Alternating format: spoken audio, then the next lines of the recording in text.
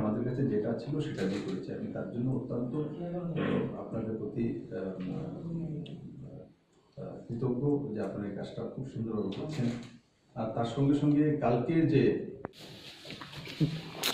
কোনো রাজ্যের মানুষের যেমন সেখানে সুভাষিস বাবু বলছিল শিশু মৃত্যুর বিষয়ে, তো এক সময় এই ছিল, এখন এই আছে, কিন্তু একটা অ্যাচিভমেন্ট হয়েছে 29 থেকে, ওই সময় 29 ছিল, পেশেন্ট থুতু ফেলেছে, পেশেন্ট উপর থেকে জাম দিয়ে দিয়েছে। সেটা শুধু ত্রিপুরা একেলা হয় এমন না, পুরো ভারতবর্ষে প্রত্যেক স্টেটে হয়েছে। কারণ করোনার বিষয়ে ধারণাই ছিল না মানুষের, ভয় পেতেন, আর তার ভয়ের কারণে সেটা সৃষ্টি হয়েছে। কিন্তু যখন সে ভয়টা কাটিয়ে উঠেছি, আমি লক্ষ্য করেছি আজকে যে আমার পজিটিভিটি রেট 1.29 1% কাছাকাছি।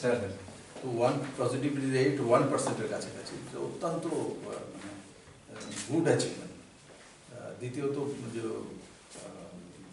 Recovery rate 98% recovery rate.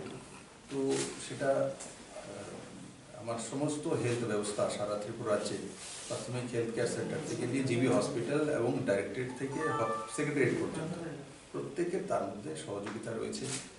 আমরা একটা নতুন প্যান্ডামিকের সামনে হয়েছি, আমরা কেউই জানি না তার টিকাকরণ কী, তার ব্যবস্থা কী, কীভাবে তার সমাধান হবে, কিন্তু আমরা ছোট্ট রাজ্য হয়েও সেটা মোকাবেলা করেছি। আমাদের যে টিম আছে তার মাধ্যমে করেছি, বাইরে থেকে আমরা কাউকে হায়ার করে আনিনি, আমাদের কাছে যেটা ছিল সেটা দিয়ে করেছি। আমি তার জন্য অত্যন্ত আপনাদের প্রতি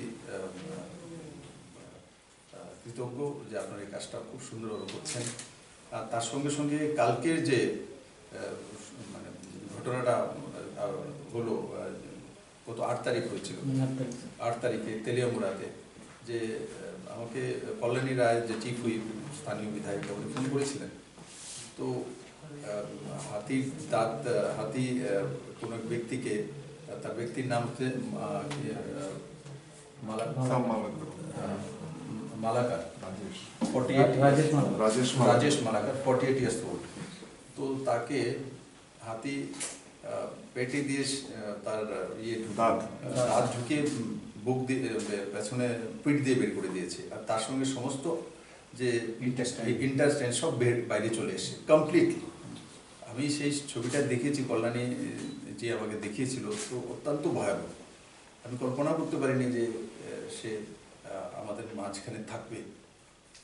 তো তারপর জিবি হসপিটালে আনার পর তাকে 4 ঘন্টা লাগাতার অপারেশন করার পর ডক্টর দামোদর, ডক্টর ভাস্কর, ডক্টর দীপেন্দু, আর তার সঙ্গে ডক্টর সৌরভ সাহা,